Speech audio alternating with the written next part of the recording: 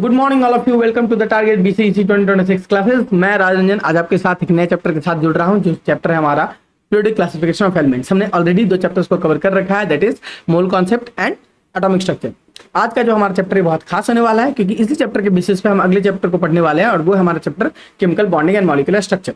तो चलिए, हमारे चैप्टर को पढ़ने से पहले एक कोट हमारे सामने बहुत प्यारा सा कोट लिखा हुआ है, इसको पढ़ लेते हैं और इसके बाद हम आज के दिन की शुरुआत करते हैं। So your future is created by what you do today, not tomorrow. जो आपका फ्यूचर जो है ये क्रिएट होता है उन चीजों से जो आप आज करते हो, ना कि कल। आज अगर आप पढ़ रहे हो तो आप कल अच्छी जगह जाओगे, आज आप नहीं पढ़ोगे तो शायद आप उस हाइट को अचीव नहीं कर पाओगे। सो आज जम के मेहनत करनी है, रगड़ करके पढ़ना है, और हमें एक अच्छा रैंक ला करके एक अच्छे कॉलेज में हमें प्लेसमेंट लेना है ना। तो चलिए हम अपने क्लास को शुरू करते हैं, और सबसे पहला जो टॉपिक हमारे सामने है पीरियोडिक क्लासिफिकेशन ऑफ एलिमेंट्स के बारे में, उसको पढ़ने से पहले जरा हम समझे कि एलिमेंट्स क्या होते हैं, और ये जो शब्द है पीरियोडिक क्लासिफिकेशन, इसका मतलब क्या है। तो सबसे पहले समझो कि व्हाट इज एन एलिमेंट। तो मैंने आपको इंट्रोडक्शन क्लास में ही समझाया था कि एलिमेंट्स क्या है, व्हाट इज एलिमेंट्स। तो एलिमेंट्स क्या होते हैं? Elements is a purest form of matter. Element is purest form of matter. Element is what? Purest form of matter. तो एलिमेंट क्या है? प्योरेस्ट फॉर्म ऑफ मैटर है।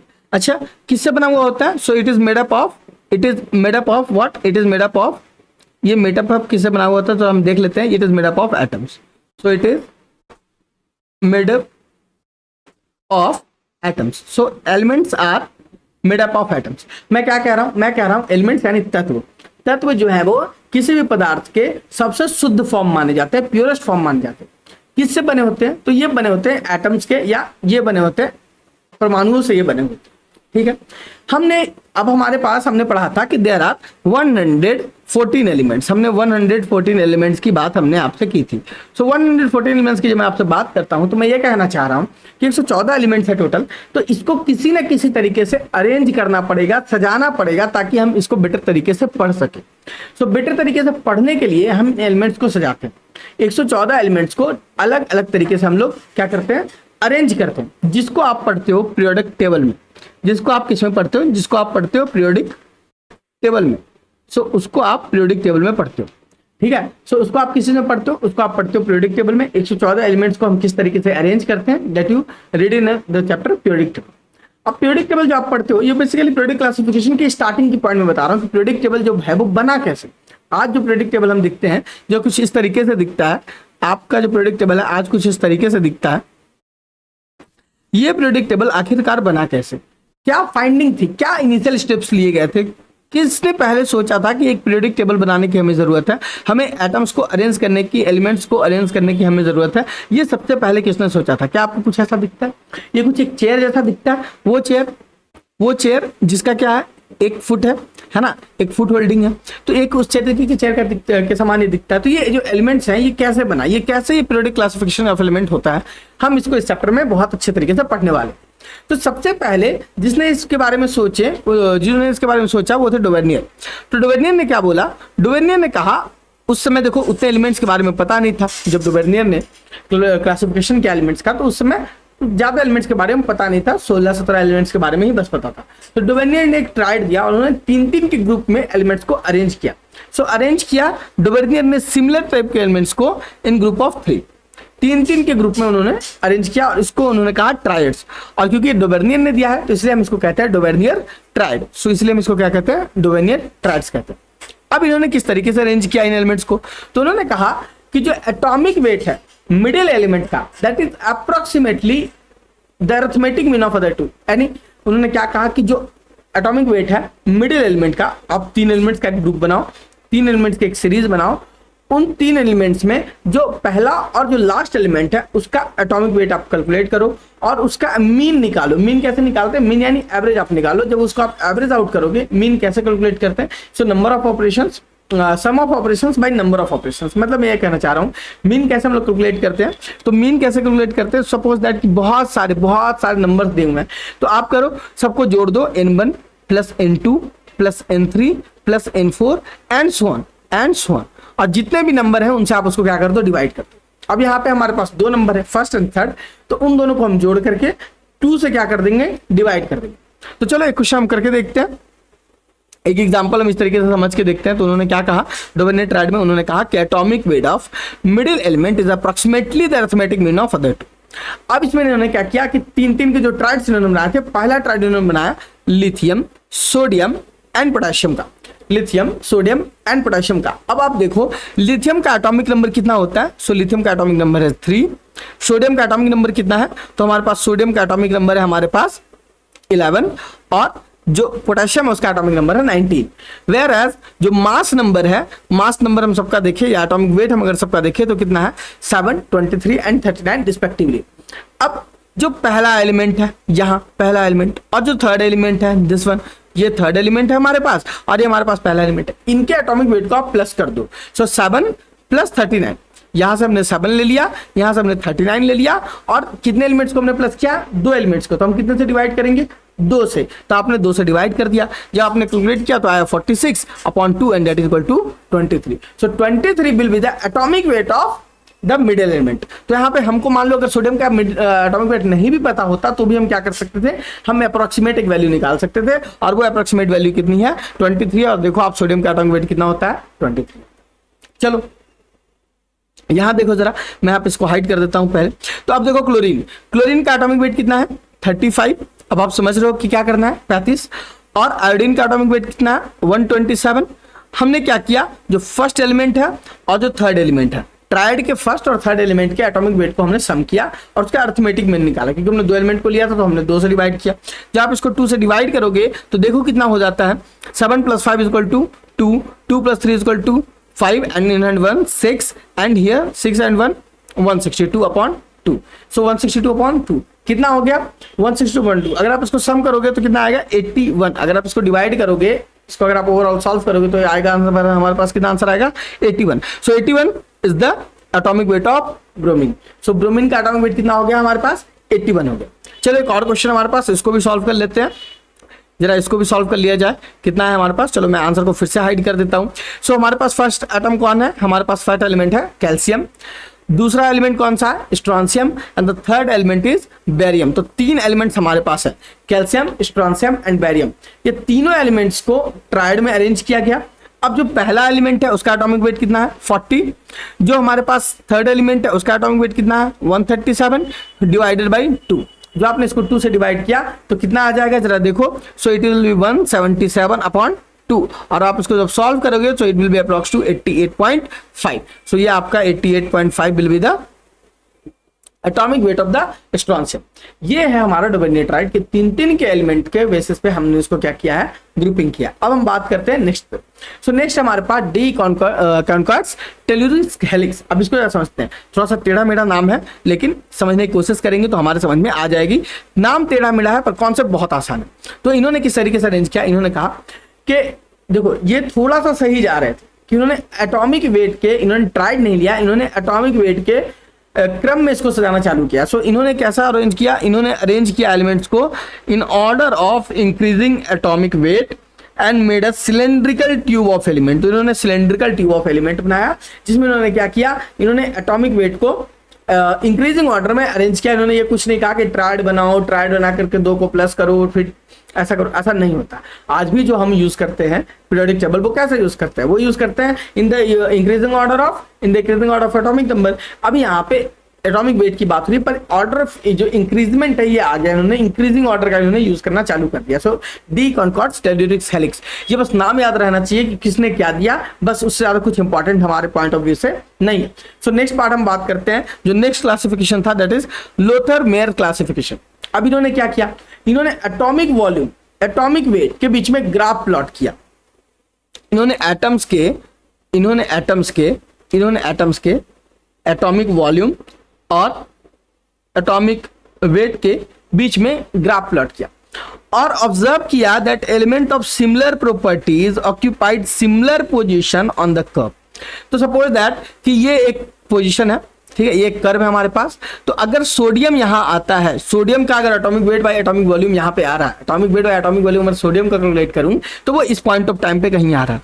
तो पोटेशियम का अगर ये सोडियम का यहां आ रहा है तो मैं ये कहूंगा कि कहीं ना कहीं पोटेशियम का भी तुम्हें यही देखने को मिलेगा। तुम्हें जो है वो रुबिडियम का, ठीक है, तुम्हें जो है वो किसका देखने को मिलेगा, तो तुम्हें यहाँ पे रुबिडियम का भी कहीं तुम्हें यहीं पे देखने को मिलेगा। तो एक जैसे एलिमेंट्स का जो atomic wait, volume by atomic weight जो है उसका जो ग्राफ जब तुम प्लॉट करोगे, जब तुम ग्राफ प्लॉट करोगे तो सिमिलर प्रॉपर्टीज के जो एलिमेंट्स हैं वो पोजीशन एक, वो कर्व पे एक ही पोजीशन पे वो कहीं आएंगे। अच्छा, और एक एग्जांपल लेके मेरे को समझाओ। सपोज दैट आपने अगर पढ़ा होगा, तो आपने पढ़ा होगा थोड़ा भी, अगर आपको पीटी के बारे में नॉलेज है तो मैं बता रहा हूं कि आपने पढ़ा होगा beryllium, magnesium, beryllium, magnesium, calcium, scandium. तो ये आपने पढ़ा होगा, beryllium, magnesium, calcium, scandium, titanium, barium और फिर रेडियम, ये आपने पढ़ा। यहां तक कोई दिक्कत नहीं, कोई दिक्कत नहीं। तो अगर आपने ये पढ़ा है beryllium, magnesium, calcium, scandium, barium और रेडियम जो आपने पढ़ा है, तो अगर इनका आप atomic volume by atomic weight का अगर आप कर्व कैलकुलेट करने की कोशिश करोगे तो वो कहीं पे एक ही जगह पे इनका कर्व जो है वो लाई करेगा। सो यहीं पे बेरिलियम का, मैग्नीशियम का, कैल्शियम का मोर और लेस एक ही जगह पे इनका कर्व जो है वो एटॉमिक वॉल्यूम और एटॉमिक वेट का जो कर्व है वो लाई करेगा। आई बात समझ में? कोई भी अगर डाउट है कमेंट सेक्शन में प्लीज आस्क करो। चलो आगे बढ़ते हैं।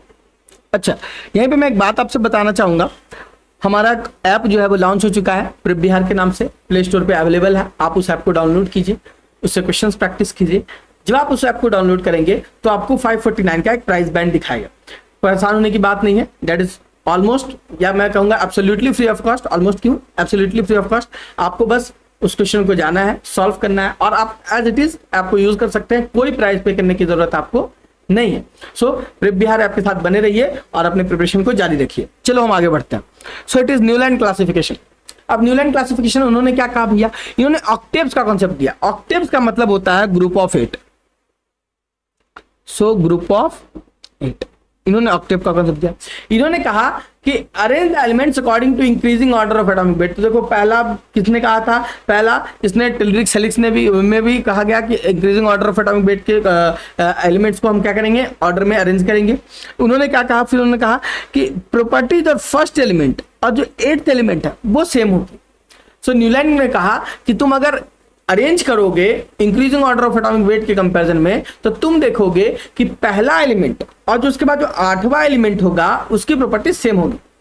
कौन सा पहला एलिमेंट, कौन सा 8वां एलिमेंट, मुझे तो कुछ समझ में नहीं आ रहा। तो रुको मैं समझाता हूं जरा। यहां देखो, सपोज दैट लिथियम आपने पढ़ा होगा atomic number 3, atomic number 4, boron 5, carbon 6, nitrogen 7, oxygen 8, fluorine 9 और neon 10, sodium 11, magnesium 12, aluminium 13, silicon 14, phosphorus 15, sulphur 16, 17 chlorine and neon के बाद आर्गन यानी 18। अब देखो ये पहला एलिमेंट है, this is your first element, this is your first element. अब काउंट करो, this is second one, this is third one, this is fourth one, this is fifth, this is sixth, this is 7th और यहाँ पे 8 मत लिख देना। ये जो है वो इनर्ट गैसेस है, they are inert gases. So these are what, these are inert gases. तो अब 8th एलिमेंट कौन हो गया हमारा, ये हो गया। सो लिथियम के लिए जो 8th एलिमेंट है वो हमारा क्या है, sodium. And you all know कि लिथियम की जो प्रॉपर्टी होती है वो सोडियम से मैच करती है। अगर नहीं जानते तो मैं बता रहा हूं, याद रख लो। सो लिथियम की कई सारी प्रॉपर्टीज सोडियम से मैच करेंगी, बेरिलियम की कई सारी प्रॉपर्टीज मैग्नीशियम से, सेम यहाँ बोरोन एल्युमिनियम से मैच करेगा, carbon with silicon, nitrogen with phosphorus, oxygen with sulphur and fluorine with chlorine. कई सारी प्रॉपर्टीज इनकी सेम है, ये आपको सेम देखने को मिलेंगी। और इस सीरीज में जो एलिमेंट्स हैं ये इनर्ट एलिमेंट है, इनर्ट गैसेस, ये किसी से कोई रिएक्शन नहीं दिखाते हैं, they are known as noble gases. इनको हम नोबल गैसेस भी कहते हैं। तो ये इनर्ट गैसेस या इनको अपन क्या कहते हैं, इनको अपन नोबल गैसेस भी कहते हैं। नोबल मतलब ये बहुत ही शांत व्यक्ति है, आराम से रहता है, किसी से कोई इसका हस्तक्षेप नहीं। चलो अब हम बात करते हैं मेंडलीव क्लासिफिकेशन। धीरे धीरे हम लोग मॉडर्न पीरियोडिक क्लासिफिकेशन की ओर बढ़ रहे हैं। तो अब हम बात करते हैं मेंडलीव क्लासिफिकेशन। अच्छा, एक बच्चे का कमेंट मैं देख रहा था, उसने कहा था कि सर मुझे हिंदी में पढ़ाओ, हिंदी में पढ़ाओ, हिंदी में पढ़ाओ। देखो बच्चे, मैं हिंदी में ही पढ़ा रहा हूं, ये लिखा हुआ बस अंग्रेजी में है, मैं बोल पूरा हिंदी में रह रहा हूँ, समझा पूरा हिंदी में रहा हूँ, ठीक है। और ये आपको प्रैक्टिस करना पड़ेगा, क्योंकि जब आप 11th 12th के बाद जब आप कॉलेजेस में जाओगे तो आपके जो बुक्स होंगे वो आपको इंग्लिश में ही पढ़ने को मिलेंगे। तो आप थोड़ी अभी से हैबिट बनाना डाल दो, खुद को चेंज लाओ। थोड़ी कोशिश करोगे ना कुछ दिन क्या होगी, परेशानी होगी, फिर उसके बाद सब कुछ नॉर्मल हो जाएगा, है ना। तो आप मेरे साथ बने रहो, जहां तुम्हें प्रॉब्लम होती है, जिस भी पॉइंट पे, जिस भी टॉपिक में तुम्हें प्रॉब्लम होती है, please mention that topic and अब मैं उसे बहुत डिटेल में उसकी चर्चा करूंगा। तो चलो मेंडलीव क्लासिफिकेशन की बात करते हैं। मेंडलीव ने कहा कि arrange the elements according to increasing order of atomic weight. देखो सभी लोग अभी तक increasing order of atomic weight की बात कर रहे हैं, क्योंकि यहाँ पे अभी तक प्रोटॉन की डिस्कवरी नहीं हुई, कॉन्सेप्ट आया ही नहीं प्रोटॉन का एटॉमिक नंबर का, ठीक है। सो increasing order of atomic weight की हम बात कर रहे हैं कि इन्होंने इस तरीके से अरेंज किया।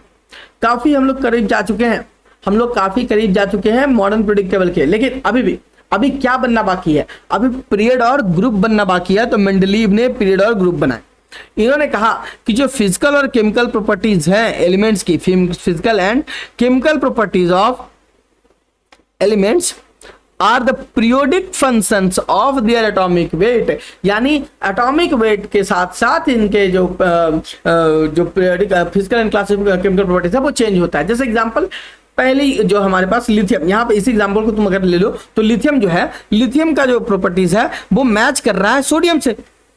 आज के बाद आता है एक पीरियड है, एक पीरियड खत्म हो गया, एक पीरियड क्या है, तो ये जो देखो ये तुम्हारा यहाँ पे ये पीरियड है, ये पूरा इसको हम कहते हैं ये पीरियड है पूरा, ठीक है। तो एक पीरियड के बाद जो आ रहा है सोडियम, उससे उसका क्या हो रहा है, उससे उसका जो केमिकल फिजिकल प्रॉपर्टीज मैच कर रहा है। Same with the beryllium, same with the boron, इनका किससे मैच कर रहा है, बेरिलियम का मैग्नीशियम से मैच कर रहा है, बोरोन का एल्युमिनियम से मैच कर रहा है, ठीक है। चलो इन्होंने पहली बार एलिमेंट्स को अरेंज किया हॉरिजॉन्टल और वर्टिकल लाइन में। फर्स्ट टाइम मेंडलीव ने हॉरिजॉन्टल एंड वर्टिकल लाइंस का यूज किया। हॉरिजॉन्टल मतलब जो लेटी हुई रेखाएं होती हैं उनको हम हॉरिजॉन्टल लाइन कहते हैं, और जो सीधी रेखाएं, खड़ी रेखाएं होती हैं उनको हम वर्टिकल लाइंस कहते हैं। सो उन्होंने horizontal lines and vertical, horizontal line यानी रो में और वर्टिकल कॉलम में इनको अरेंज किया। और हॉरिजॉन्टल लाइन को इन्होंने कहा कि ये पीरियड्स है, ठीक है, ये क्या है, ये पीरियड्स है। और वर्टिकल्स को इन्होंने कहा कि ये ग्रुप है, ठीक है। तो हॉरिजॉन्टल लाइंस को उन्होंने पीरियड का, वर्टिकल लाइंस को उन्होंने ग्रुप का। इस समय तक 63 एलिमेंट्स की खोज हो चुकी थी और 63 एलिमेंट्स मेंडलीव के पीरियोडिक लॉ में प्रेजेंट थे। सो 7 पीरियड और 9 ग्रुप बनाया मेंडलीव ने। कितने पीरियड बनाए, 7 पीरियड बनाए और 9 ग्रुप बनाए। पीरियड क्या होता है, जो लाइन पीरियोडिक टेबल में, PT stands for periodic table, PT stands for periodic table. So periods क्या होता है, हॉरिजॉन्टल लाइन, जो हॉरिजॉन्टल लाइन है यहां आपको दिख रहा होगा, ये जो लाइन है हॉरिजॉन्टल लाइन, जो लेटी हुई रेखा है उनको हम पीरियड कहते हैं। और ग्रुप क्या होते हैं, ग्रुप जो खड़ी रेखा है, ये देखो ये रेखा जो खड़ी है एकदम स्लैंटिंग, ठीक है, जो खड़ी स्टैंडिंग रेखा, स्लैंटिंग नहीं स्टैंडिंग रेखा है, उसको हम ग्रुप कहते हैं। सो हॉरिजॉन्टल लाइन में इन्होंने कितने पीरियड बनाए, इन्होंने 7 पीरियड बनाए। और ग्रुप कितने बनाए, इन्होंने 9 ग्रुप बनाए, ठीक है। इन 9 ग्रुप में, अब पहले मैं पीरियड्स की मैं बात कर लूं, तो पीरियड में जो 7 पीरियड थे उनमें पहला पीरियड में सिर्फ 2 एलिमेंट रखा। उन्होंने कितना एलिमेंट रखा पहले पीरियड में, 2 एलिमेंट। और इसको उन्होंने कहा that it is very short period, it is what, very short period. जो दूसरा और तीसरा पीरियड था उनमें 8-8 एलिमेंट रखे। अब एक बताओ, 2 एलिमेंट वाला वेरी शॉर्ट है, तो 8 एलिमेंट वाला क्या होगा, शॉर्ट पीरियड, तो ये शॉर्ट पीरियड है हमारा। फिर 4 और 5th एलिमेंट पीरियड जिसमें 18 एलिमेंट रखे, और इन्होंने इसको कहा कि ये लॉन्ग पीरियड है। कितना, कैसा पीरियड है, लॉन्ग पीरियड। 6th पीरियड जो था, इनमें इन्होंने 32 एलिमेंट्स को रखा और इसको इन्होंने कहा कि ये वेरी लॉन्ग पीरियड। और जो 7th पीरियड है वो इनकम्प्लीट है, उसमें अभी तक बहुत सारे एलिमेंट्स अभी भी जुड़ रहे हैं, वेरी वेरी लॉन्ग पीरियड है। So it is very long period again. So ये इनकम्प्लीट है, अभी तक पूरा नहीं हुआ। अब ग्रुप की बात करते हैं। तो ग्रुप उन्होंने बनाए 9 ग्रुप। कैसे बनाया पहले वो समझ लो, फिर मैं जो लिखा हुआ वो भी तुम्हें समझा देता हूँ। नोट्स बनाना रुक जाओ, लिखने के चक्कर में मत रहो, पहले समझो बात। ये नोट्स तुम्हें मिलने वाले हैं ऐसे भी। तो उन्होंने 9 ग्रुप कैसे बनाया, तो उन्होंने 1 to 8 तक ग्रुप बनाया और एक 0 ग्रुप बनाया। सो 1 2 3 4 5 6 7 8 एंड 0, तो टोटल हो गया 9 ग्रुप, ठीक है। अब 9 ग्रुप्स में जो 1 to 7 ग्रुप था उनको उन्होंने 2 पार्ट में डिवाइड किया, 1A 1B, first A first B, second A second B, third A third B. और जो 8th ग्रुप था उसको उन्होंने 3 पार्ट में डिवाइड किया, 8A 8B 8C। और 0 ग्रुप तो 0 ग्रुप है ही। तो 0 ग्रुप में उन्होंने डाल दिए सारे इनर्ट गैसेस, जितने भी इनर्ट गैसेस थे। 6 इनर्ट गैसेस हैं आज के समय में, नोबल गैसेस, जैसे कि उसमें कौन कौन से हैं, helium, neon, argon, krypton, xenon, radon. मेरे साथ साथ बोलो, helium, neon, argon, krypton, xenon and radon. तो ये 6 जो एलिमेंट्स हैं ये तो इन्होंने डाल दिए 0 ग्रुप में। ये इनर्ट गैसेस हैं, नोबल गैसेस हैं, नोबल एलिमेंट है, इनर्ट एलिमेंट है, किसी से रिएक्ट नहीं करते। अब हम आगे बढ़ते हैं। जो पहले से 7वां ग्रुप था, इन सब ग्रुप को इन्होंने 2 भाग में डिवाइड किया, ए और बी। तो ए बी ग्रुप में डिवाइड किया। फॉर एग्जांपल यहाँ फर्स्ट अब फर्स्ट में फर्स्ट ए भी है, फर्स्ट बी भी है। फर्स्ट ए ग्रुप में कौन कौन से एलिमेंट्स हैं? तो लिथियम, सोडियम, पोटेशियम, और इन्हीं के जैसा दिखने वाला कॉपर, सिल्वर और गोल्ड। कहोगे क्या सिमिलैरिटी है इनमें? लिथियम और सोडियम और पोटेशियम जो कि बहुत ही हाईली रिएक्टिव एलिमेंट है, वही सिल्वर और गोल्ड जो है वो बहुत ही लेस रिएक्टिव एलिमेंट है। इनमें सिमिलैरिटीज हैं, इन सबकी वैलेंसीज। अब वैलेंसीज क्या होती है वो मैं बाद में पढ़ाऊंगा, अभी बस जानो कि कुछ तो होती है वैलेंसी जो इनकी एक है और इनकी भी एक है। तो इन दोनों की वैलेंसीज कितनी होती है? एक होती है। तो याद रखना, इन्होंने ऐसे एलिमेंट्स को सजाए जिनके लास्ट में एक इलेक्ट्रॉन बच जाता है। लिथियम, सोडियम, पोटेशियम, आप इनका एटॉमिक स्ट्रक्चर में जाकर के आप पढ़ो, इसका इलेक्ट्रॉनिक कन्फिगरेशन लिख के देखो और तुम्हें समझ में आ जाएगा, ठीक है। और वैसे ही कॉपर, सिल्वर, गोल्ड, इन सबकी वैलेंसीज कितनी है? 1। अब आगे बात करते हैं।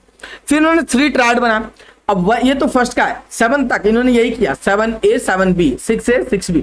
और जो ट्रायड है एलिमेंट्स 8th ग्रुप में इन्होंने ट्रायड तैयार किया। 8th ग्रुप में इन्होंने क्या तैयार किया? ट्रायड, जिसमें इन्होंने रखा आयरन, कोबाल्ट, निकल, रुवेनियम, रेहेनियम, प्लेडियम, ऑस्मियम, इरिडियम, प्लेटिनम। तो इन्होंने 9 एलिमेंट्स को इसमें रखे। एडवांटेजेस क्या थे मेंडलीव क्लासिफिकेशन के? तो अब देखो, मेंडलीव क्लासिफिकेशन जो है ये बहुत ही इंपॉर्टेंट क्लासिफिकेशन हो जाता है, क्योंकि इसी के बेसिस पे आज का एमपीटी तैयार हुआ है, मॉडर्न पीरियोडिक टेबल हमारा तैयार हुआ है। So it is very very important. Okay, so अब हम बात करते हैं what are the advantages of the modern periodic Mendeleev classification. तो इन्होंने जो स्टडी एलिमेंट्स की वो इजियर बना दिया कि अब हम समझने लगे कि अच्छा वैलेंसी भी कुछ होगी, हम इसके जैसा ये एलिमेंट है, पीरियड में हमने अरेंज किया, ग्रुप में अरेंज किया, तो हमने मोटा मोटा में एक आइडिया मिल गया मॉडर्न पीरियोडिक टेबल का। आप इससे प्रिडिक्शन भी कर सकते थे एलिमेंट का, ठीक है। जैसे एक ग्रुप का एलिमेंट है तो एक जैसा होगा। तो अगर मैं बात करूं स्कैंडियम का, तो स्कैंडियम एक एलिमेंट प्रिडिक्ट किया गया जिसको कहा गया एका बोरोन। क्यों? क्योंकि बोरोन के नीचे था, ठीक है, बोरोन के ग्रुप में आ रहा था, इसलिए इसको बोरोन के ग्रुप में आ रहा था, इसलिए हम इसको कहते हैं कि एका बोरोन था। मैं तुम्हें लिख के दिखाता हूं, ठीक है। सो बोरोन,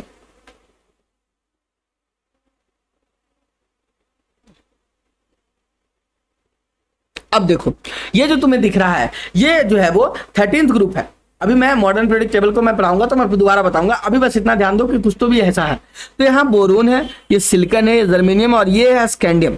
ये क्या है? स्कैंडियम। स्कैंडियम उस समय ढूंढा नहीं गया था, पर एक एलिमेंट मिला जिसकी प्रॉपर्टीज जो है वो स्कैंडियम जैसे, ये बोरोन जैसी थी, तो इसको नाम दिया गया एका बोरोन। एका मतलब होता है लाइक बोरोन। वैसे ही गैलियम एक एलिमेंट मिला जिसके बारे में पहले से ही बता दिया गया था कि ऐसा कोई तो एलिमेंट रिप्रेजेंट करता होगा जिसकी प्रॉपर्टीज एल्युमिनियम जैसी होंगी, जो इस तरीके से रिएक्ट करता था, तो उसका नाम रखा गया एका एल्युमिनियम, और वो बाद में उसका नाम पड़ा गैलियम। ऐसे सिलिकन जैसा एक एलिमेंट मिला, उसको बाद में रखा गया नाम जर्मेनियम। ये देखो जर्मेनियम है जो सिलिकन जैसी प्रॉपर्टीज रखता है, ठीक है। और एक मिला मैंगनीज जैसा जिसका नाम रखा गया टेक्नीशियम इसका नाम रखा गया। अब डिसएडवांटेज पे बात कर ले कि what are the disadvantages of Mendeleev classification. So come on, let's focus on the disadvantages.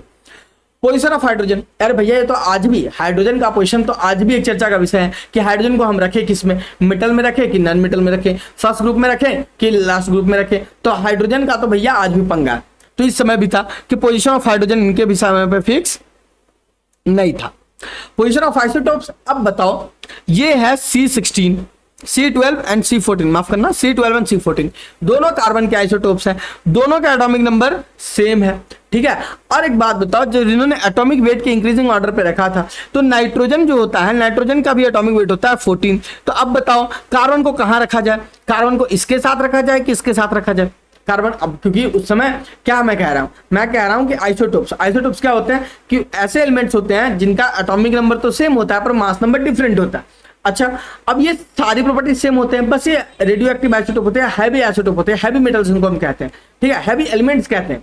अब बताओ इसको आप किसके साथ रखोगे? तो ये भी एक समस्या थी। आइसोटोप्स को आज हम तो मॉडर्न पीरियोडिक टेबल में उसी में रखते हैं जहां पे हमारा जो पेरेंट, जो हमारे, या मैं कहूंगा जो बेस हमारा जो एलिमेंट है वो रहता है, ठीक है। तो इस समय ये भी समस्या थी कि आइसोटोप को हम कहाँ रखेंगे। अच्छा, एनोमलस पेयर, जैसे increasing order of atomic masses are not considered. अब कई जगहों पे ऐसा हुआ कि इन्होंने आर्गन को अब उन्होंने क्या, अब जरा देखो उन्होंने एटॉमिक वेट की इंक्रीजिंग ऑर्डर में रखा।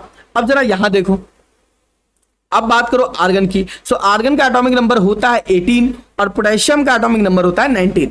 सो the atomic number of argon is 18 and the potassium is 19, whereas the mass number of argon is 39.9 and the potassium is 39.1. So it is clearly visible that the mass number of argon is more than the mass number of potassium. अब बताओ इसको कहाँ रखा जाए, क्या मैं potassium को पहले रख दूं क्या? लेकिन पोटेशियम पहले डिजर्व नहीं करता, क्योंकि पोटेशियम जो है वो क्या है, पोटेशियम जो है वो किसकी तरह है, वो सोडियम की तरह का एटम है, वो सोडियम के साथ रहेगा, तो हम उसको नियॉन या हीलियम के साथ नहीं रख सकते, तो हम उसको कहाँ रखेंगे, उसको हम पोटेशियम के साथ में रखेंगे। तो ये भी एक डायलेमा था कि हम इसको एनोमलस पेयर हम समझ नहीं पाते कि किसको कहाँ रखा जाए। सेम केस आपको कोबाल्ट और निकल के साथ देखने को मिलेगा। 27 28 एटॉमिक नंबर है, सो एटॉमिक नंबर के समझ में आ रहा है कि पहले कोबाल्ट होगा बाद में निकल होगा, लेकिन हम अगर एटॉमिक मास की बात करें तो 59.6 एंड 56.6 है ना। तो पहले अब बताओ किसको रखा जाए। अब मास नंबर जो है वो कोबाल्ट का ज्यादा है एज कंपेयर टू निकल, तो अब पहले निकल को रखूं या कोबाल्ट को रखूं। सेम यहाँ पे देखो टेलुरियम एंड आयोडीन का तुम केस देख लो। So it is atomic number is 54 and 53, 54 and 53, whereas यहाँ पे थोड़ा सा मिस्टेक हुआ है, जब मैं इसको ठीक कर दूं। सो इट इज 53 एंड 54, लेकिन अब जब आप बात देखोगे तो एटॉमिक मास किसका ज्यादा है, 127 इसका ज्यादा है ना। तो ये हमारे समझ में आ गई कि इनका एनोमलस पेयर को कहाँ रखे। अब ऐसे पेयर को कहाँ रखे जिसमें हमें एटॉमिक नंबर, मास नंबर तो कम है, एटॉमिक नंबर ज्यादा है, उसको कहाँ रखा जाए। अच्छा चलो अगला बात देखते हैं, इसका क्या डिसएडवांटेज था कि elements of different properties are placed in same group, कि अब एलिमेंट्स के अब डिफरेंट प्रॉपर्टीज आप लेंस होंगे, जैसे लिथियम, सोडियम, पोटेशियम। ये जो है मैंने कहा कि वैलेंसीज को छोड़ दो, ये हाईली रिएक्टिव एलिमेंट है। These are highly reactive element, these are very very highly reactive element, ये बहुत ही जल्दी रिएक्ट करते हैं, हाईली रिएक्टिव एलिमेंट। और उनके कंपेरिजन में मैं इसको बात करूं तो एकदम वेरी लिस्ट, यानी मैं कहूं लिस्ट रिएक्टिव एलिमेंट। गोल्ड बहुत ही लिस्ट रिएक्टिव एलिमेंट है, एज वेल एज सिल्वर भी हमारा है। सिल्वर तो फिर भी थोड़ा रिएक्ट कर लेता है, लेकिन गोल्ड तो बहुत लिस्ट रिएक्टिव एलिमेंट है। अब बताओ सेम ग्रुप में, फर्स्ट ग्रुप में दो पार्ट आपने डिवाइड किया, एक में हाईली रख दिया और सेम आपने लिस्ट रिएक्टिव रख दिया। दोनों की क्या कंपैरिजन, मैं वैलेंसी को छोड़ रहा हूं अभी, वैलेंसी के हिसाब से तो मैं देखूंगा तो दोनों सेम है, लेकिन एक हाईली रिएक्टिव है एक लिस्ट रिएक्टिव है, तो ये दोनों अलग अलग प्रॉपर्टीज के एलिमेंट्स को आपने सेम ग्रुप में डाल दिया। अच्छा, लैंथेनाइड्स एंड एक्टिनाइड्स, इनके लिए कोई प्लेस ही नहीं छोड़ा, no position for the lanthanide actinides. Lanthanide actinides क्या है, तो मैं दिखाऊंगा कि एक एलिमेंट है लैंथेनाइड, एक एलिमेंट है एक्टिनाइड, और इसके जैसे 14 और एलिमेंट है, इसके जैसे भी 14 और एलिमेंट्स हैं, एकदम सेम प्रॉपर्टीज रखने वाले। तो इन दोनों के लिए कोई प्लेस ही नहीं। अब 14 एलिमेंट्स को कहां डालेंगे वो, है ना, एक प्लेस में 14 एलिमेंट्स तो आप डाल नहीं सकते एक एटॉमिक नंबर देकर के या एक एटॉमिक मास देकर के, तो इनके लिए कोई प्लेस नहीं था। तो बस आज यही तक हम अपने क्लास को रखते हैं, इससे आगे हम लोग नेक्स्ट क्लास में पढ़ेंगे, और नेक्स्ट क्लास में हम लोग पढ़ने वाले हैं मॉडर्न पीरियोडिक टेबल और एस ब्लॉक एलिमेंट्स के बारे में। सो आज का क्लास बहुत इंपॉर्टेंट है। अगली क्लास जब आप करने आना तो इस क्लास की रिवीजन करके आना, तभी अगली क्लास आपको अच्छे से समझ में आएगी, क्योंकि इसी बेस के अकॉर्डिंग हम लोग क्या करेंगे, अपना जो बिल्डिंग है वो तैयार करने वाले हैं। So that's it for today. पढ़ते रहिए, हंसते रहिए, मुस्कुराते रहिए, स्वस्थ रहिए। All the best. Thank you.